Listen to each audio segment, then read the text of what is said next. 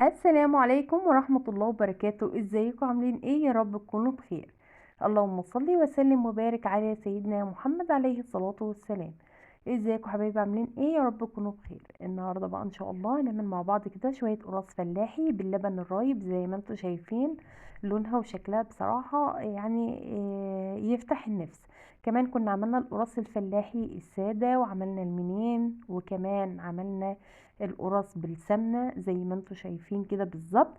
هنبدأ كده بسم الله على بركة الله. المقادير بتاعتنا معايا هنا 600 جرام دقيق، كمية قليلة خالص، عليها 3 معالق كبار من السكر، ذرة فانيليا. كمان هنستخدم البيكنج باودر في الوصفة دي. هناخد كده ايه، معلقة كبيرة من البيكنج باودر، معلقتين كبار من الخميرة الفورية. هنقلب كده كل الخليط كده مع بعضه زي ما انتم شايفين لحد ما ندمج كل المواد السائلة مع بعض.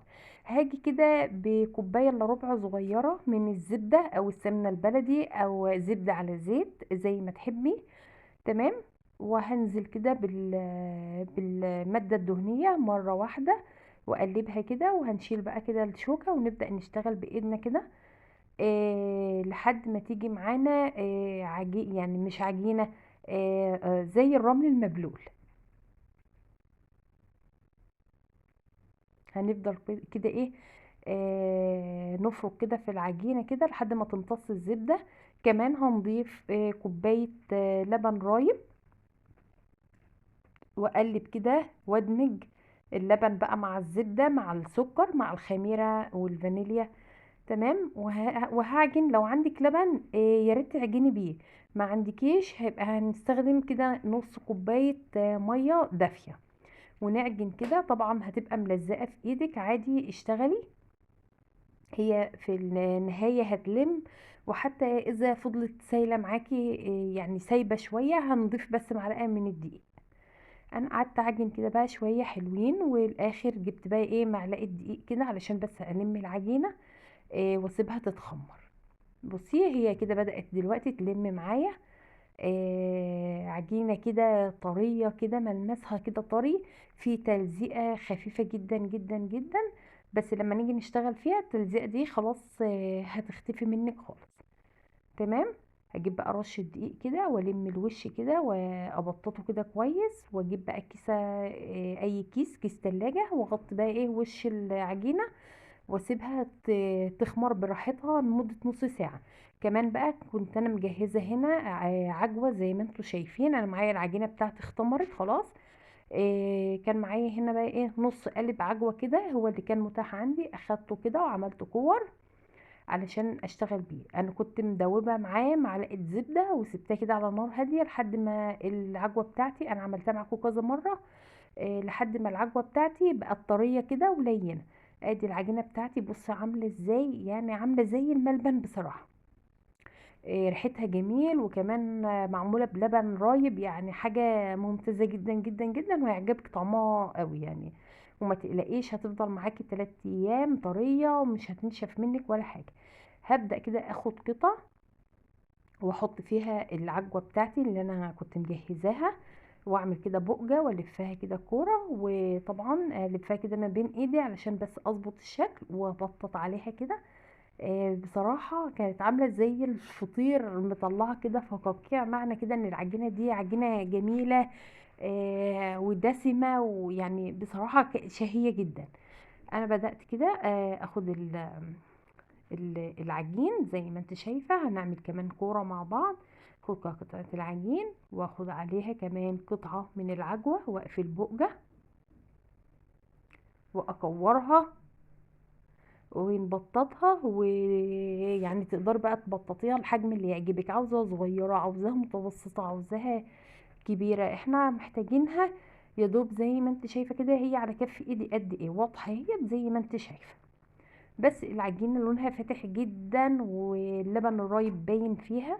انا استخدمت لبن رايب، ما كانش عندي لبن، انا مروباه في مروباه دي. انا شاريه اللبن الرايب من السوبر ماركت، اللي هي الازازه العبوه الصغيره اللي هي يدوب كوبايه لبن. تمام. هنفضل بقى كده زي ما انتوا شايفين نقرص العجين بتاعنا لحد ما ننتهي بقى من الكمية دي كلها. وفي النهاية هقولك هنعمل ايه تاني في العجين.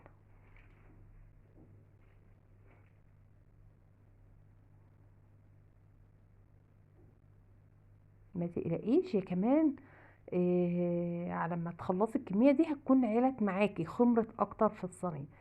زي ما انت شايفة هي كانت القرص رقيقة، دلوقتي كده انتفخت كده وعلت وبتخمر. كل ما تسيبيها في الجو البرد ده كل ما تخمر وتبقى عالية معاكي. بصوا طرية جدا وبتتفرد بسهولة، يعني بسم الله ما شاء الله، ولسه في الفرن هتعلى كمان.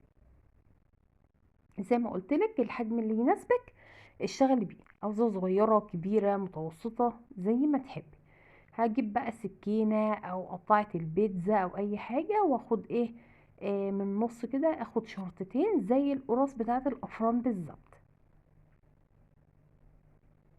تقدري تخرمي بالشوكة، بسكينة، اي حاجة زي ما انت شايفة كده بالطريقة دي تكون ايه جايبة معاكي الشكل سهل، وما تخربش العجين وتشده وتنتشه والكلام ده كله. تمام. هنعمل بقى كل القرص بتاعتنا بالمنظر ده، شكلها بقى حلو. طبعا الفرن شغال، يعني انا مشغلاه عشان برضو يدفلي المطبخ كده لان الجو كان برد. انا مشغلاه تقريبا بقاله 10 دقايق. اول ما ادخل الصينيه ههدي كده بقى ايه واخلي النار بتاعتي متوسطه، بلاش عاليه قوي عشان ما تتلهبش من فوق وتفضل ما تتلهبش من تحت وتفضل طريه من فوق.